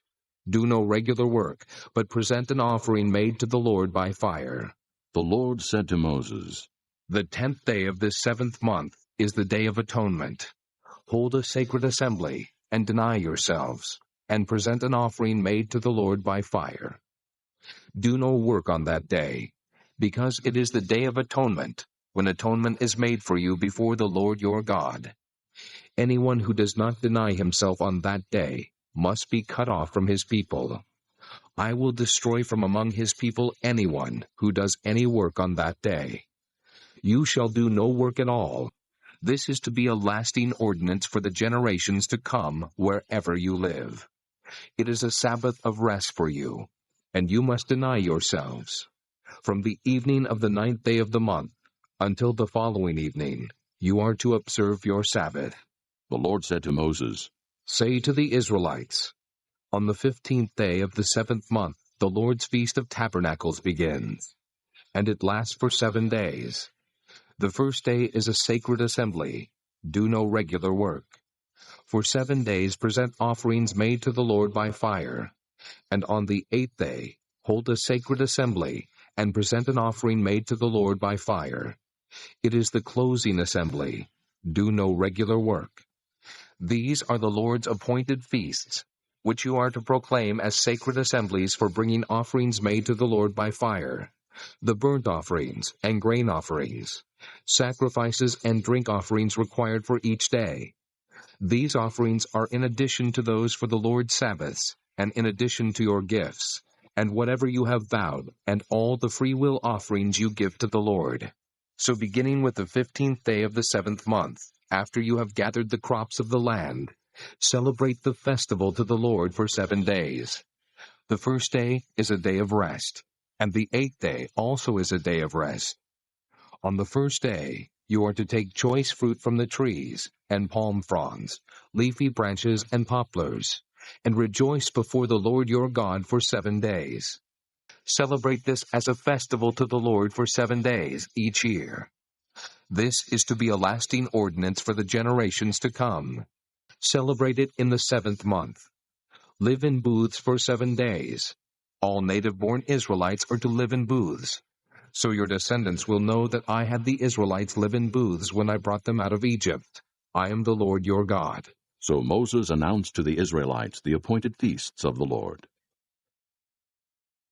This concludes Disc 7.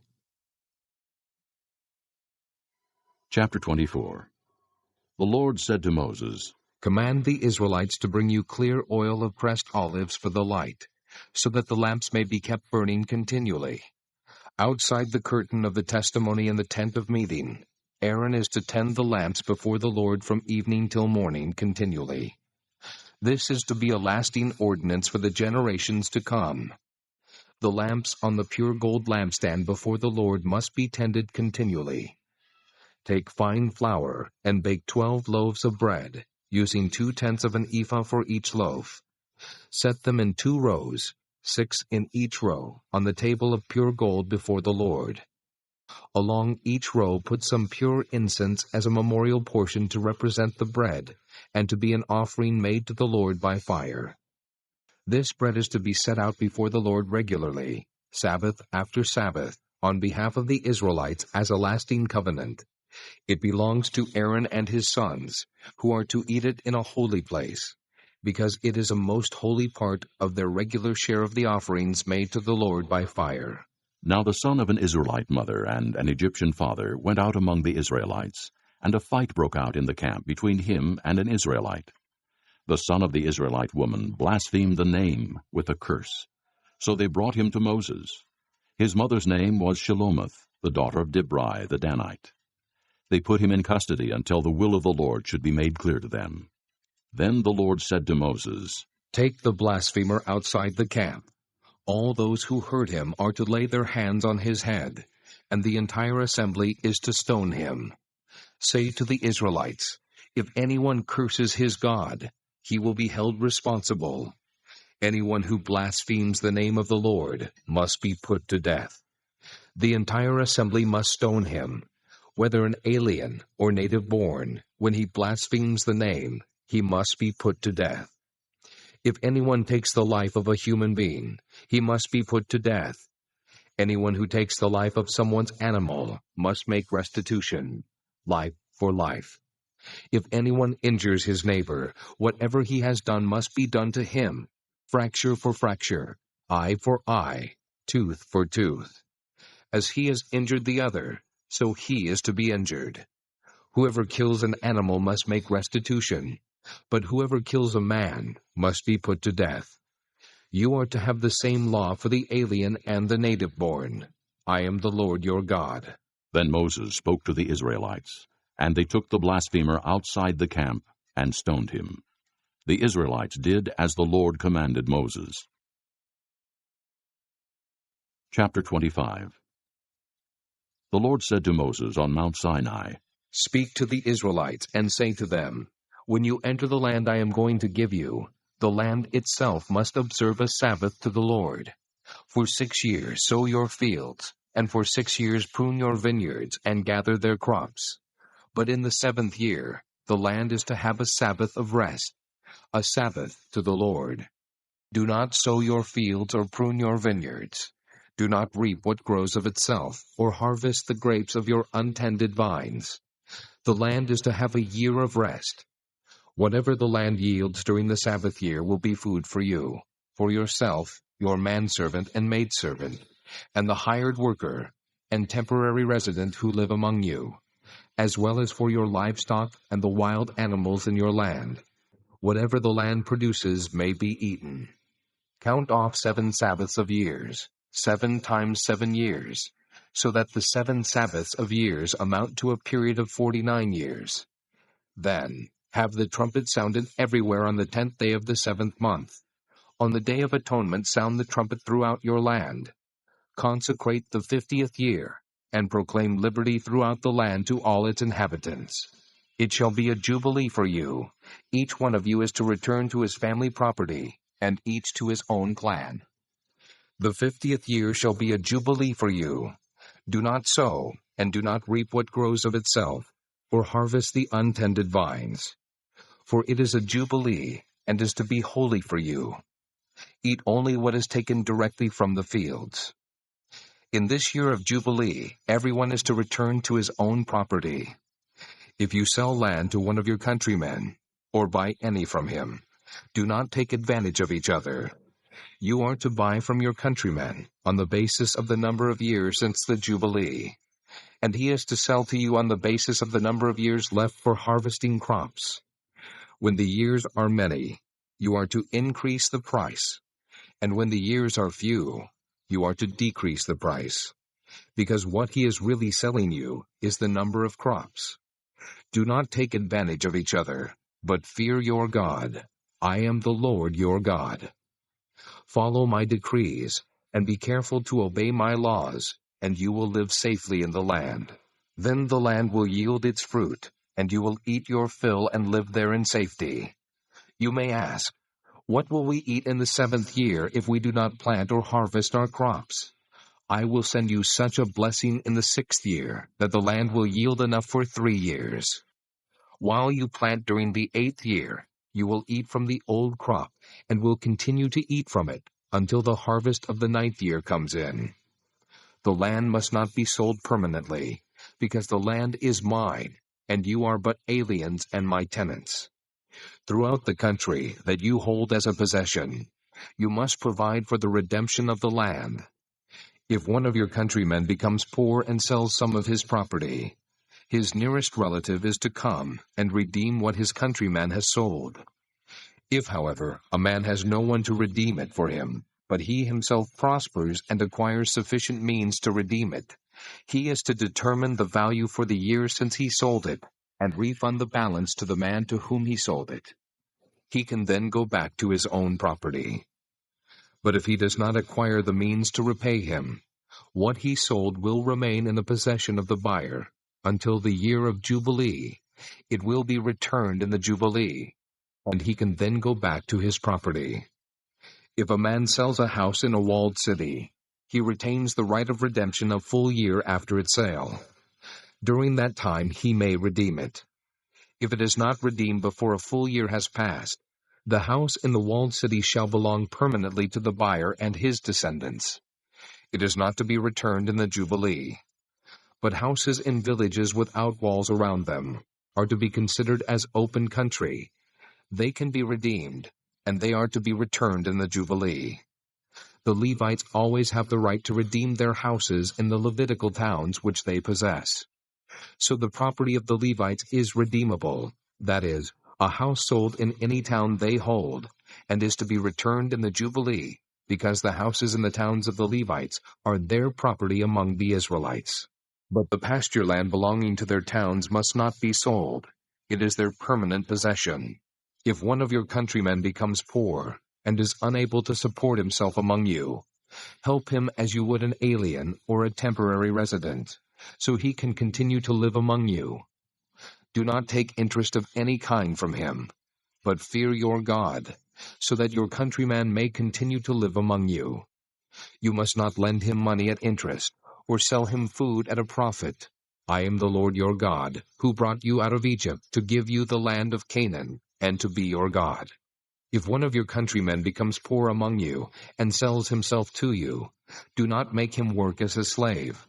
He is to be treated as a hired worker, or a temporary resident among you. He is to work for you until the year of Jubilee. Then he and his children are to be released, and he will go back to his own clan and to the property of his forefathers. Because the Israelites are my servants, whom I brought out of Egypt, they must not be sold as slaves. Do not rule over them ruthlessly, but fear your God. Your male and female slaves are to come from the nations around you. From them you may buy slaves. You may also buy some of the temporary residents living among you and members of their clans born in your country, and they will become your property. You can will them to your children as inherited property, and can make them slaves for life. But you must not rule over your fellow Israelites ruthlessly. If an alien or a temporary resident among you becomes rich, and one of your countrymen becomes poor, and sells himself to the alien living among you, or to a member of the alien's clan, he retains the right of redemption after he has sold himself. One of his relatives may redeem him. An uncle or a cousin, or any blood relative in his clan may redeem him. Or if he prospers, he may redeem himself. He and his buyer are to count the time from the year he sold himself up to the year of Jubilee. The price for his release is to be based on the rate paid to a hired man for that number of years. If many years remain, he must pay for his redemption a larger share of the price paid for him. If only a few years remain until the year of Jubilee, he is to compute that and pay for his redemption accordingly. He is to be treated as a man hired from year to year. You must see to it that his owner does not rule over him ruthlessly. Even if he is not redeemed in any of these ways, he and his children are to be released in the year of Jubilee. For the Israelites belong to me as servants. They are my servants, whom I brought out of Egypt. I am the Lord your God. Chapter 26. Do not make idols, or set up an image or a sacred stone for yourselves. And do not place a carved stone in your land to bow down before it. I am the Lord your God. Observe my Sabbaths, and have reverence for my sanctuary. I am the Lord.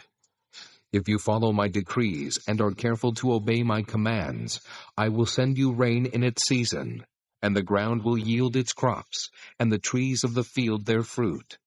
Your threshing will continue until grape harvest, and the grape harvest will continue until planting, and you will eat all the food you want, and live in safety in your land. I will grant peace in the land, and you will lie down, and no one will make you afraid. I will remove savage beasts from the land, and the sword will not pass through your country. You will pursue your enemies, and they will fall by the sword before you. 5 of you will chase 100, and 100 of you will chase 10,000, and your enemies will fall by the sword before you. I will look on you with favor, and make you fruitful, and increase your numbers, and I will keep my covenant with you. You will still be eating last year's harvest, when you will have to move it out to make room for the new. I will put my dwelling place among you, and I will not abhor you. I will walk among you and be your God, and you will be my people. I am the Lord your God, who brought you out of Egypt, so that you would no longer be slaves to the Egyptians. I broke the bars of your yoke, and enabled you to walk with heads held high. But if you will not listen to me, and carry out all these commands, and if you reject my decrees and abhor my laws, and fail to carry out all my commands, and so violate my covenant, then I will do this to you. I will bring upon you sudden terror, wasting diseases and fever that will destroy your sight and drain away your life. You will plant seed in vain, because your enemies will eat it. I will set my face against you, so that you will be defeated by your enemies. Those who hate you will rule over you, and you will flee even when no one is pursuing you. If after all this you will not listen to me, I will punish you for your sins 7 times over. I will break down your stubborn pride, and make the sky above you like iron, and the ground beneath you like bronze. Your strength will be spent in vain, because your soil will not yield its crops, nor will the trees of the land yield their fruit. If you remain hostile toward me and refuse to listen to me, I will multiply your afflictions 7 times over, as your sins deserve. I will send wild animals against you, and they will rob you of your children, destroy your cattle, and make you so few in number that your roads will be deserted. If in spite of these things you do not accept my correction, but continue to be hostile toward me, I myself will be hostile toward you, and will afflict you for your sins 7 times over. And I will bring the sword upon you to avenge the breaking of the covenant. When you withdraw into your cities, I will send a plague among you, and you will be given into enemy hands. When I cut off your supply of bread, 10 women will be able to bake your bread in 1 oven, and they will dole out the bread by weight.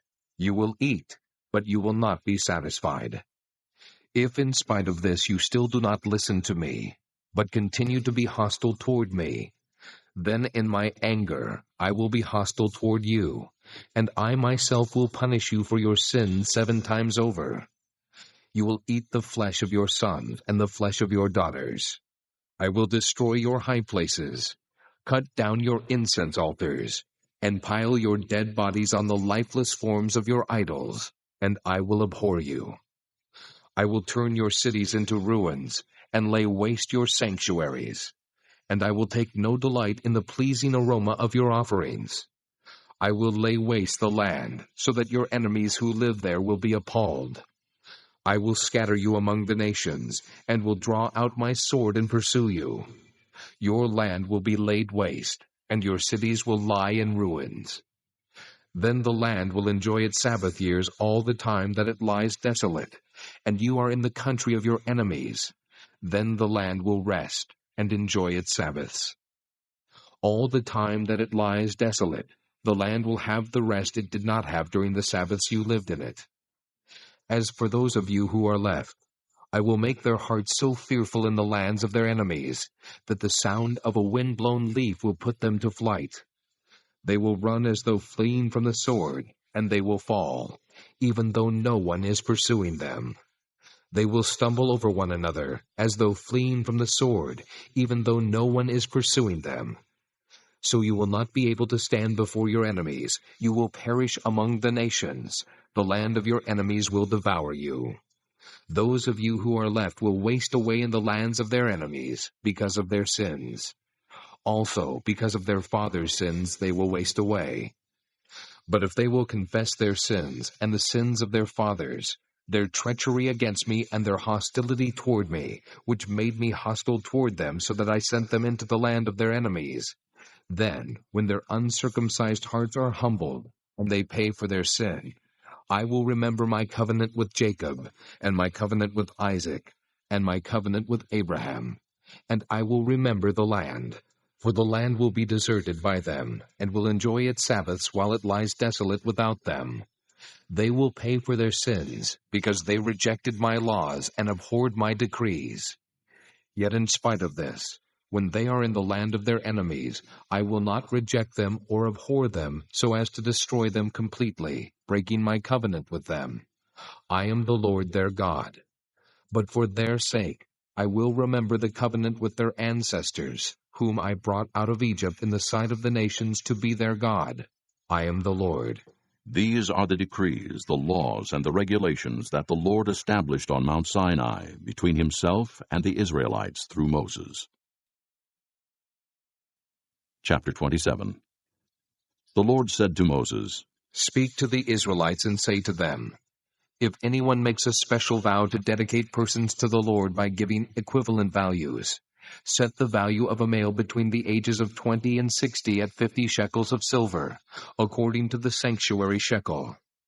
And if it is a female, set her value at 30 shekels. If it is a person between the ages of 5 and 20, set the value of a male at 20 shekels, and of a female at 10 shekels. If it is a person between 1 month and 5 years, set the value of a male at 5 shekels of silver, and that of a female at 3 shekels of silver. If it is a person 60 years old or more, set the value of a male at 15 shekels, and of a female at 10 shekels. If anyone making the vow is too poor to pay the specified amount, he is to present the person to the priest, who will set the value for him according to what the man making the vow can afford. If what he vowed is an animal that is acceptable as an offering to the Lord, such an animal given to the Lord becomes holy. He must not exchange it or substitute a good one for a bad one, or a bad one for a good one. If he should substitute one animal for another, both it and the substitute become holy. If what he vowed is a ceremonially unclean animal, one that is not acceptable as an offering to the Lord, the animal must be presented to the priest, who will judge its quality as good or bad. Whatever value the priest then sets, that is what it will be. If the owner wishes to redeem the animal, he must add a fifth to its value. If a man dedicates his house as something holy to the Lord, the priest will judge its quality as good or bad. Whatever value the priest then sets, so it will remain. If the man who dedicates his house redeems it, he must add a fifth to its value, and the house will again become his. If a man dedicates to the Lord part of his family land, its value is to be set according to the amount of seed required for it, 50 shekels of silver to a homer of barley seed. If he dedicates his field during the year of Jubilee, the value that has been set remains. But if he dedicates his field after the Jubilee, the priest will determine the value according to the number of years that remain until the next year of Jubilee, and its set value will be reduced. If the man who dedicates the field wishes to redeem it, he must add a fifth to its value, and the field will again become his. If, however, he does not redeem the field, or if he has sold it to someone else, it can never be redeemed. When the field is released in the Jubilee, it will become holy, like a field devoted to the Lord. It will become the property of the priests.